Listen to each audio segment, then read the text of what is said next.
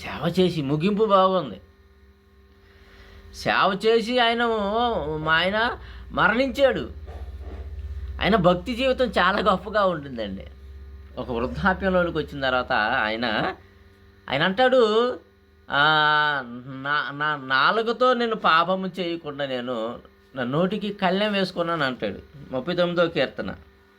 అంటే కొన్ని సమయాల్లో మన యొక్క ప్రవర్తన చాలా బాగా ఉండాలి. ముగింపులోనికి వచ్చేసరికి 39వ కీర్తన మొదటి నుంచి కొన్ని మాటలు నేను చదువుతున్నానండి. ఈ కీర్తన అంతా ఆయన క్లైమాక్స్, ఇక ఆయన చాలా భక్తి జీవితం ఎలా కొనసాగించాలి అనే ఎన్నో పాఠాలు మనకి ఇందులో కనబడతాయి. భక్తి జీవితం, నాలుకతో పాపము చేయకుండాన్నట్లు నా మార్గములను జాగ్రత్తగా చూచుకొందును. అంటే నాలుగుతో పాపం చేస్తాం కదా. దావీదు గారు అంటున్నాడు, నాలుగుతో కూడా పాపం చేయకుండాన్నట్లు నేను నా నాలుకను జాగ్రత్తగా చూసుకుందును. భక్తిహీనులు నా ఎదుటనున్నప్పుడు నా నోటికి చిక్కము ఉంచుకొని ఉంటిని. భక్తిహీనులు నాతో పాటు ఉన్నారనుకో, అప్పుడు నేనేం చేస్తానంటే నా నోటికి చిక్కము అంటే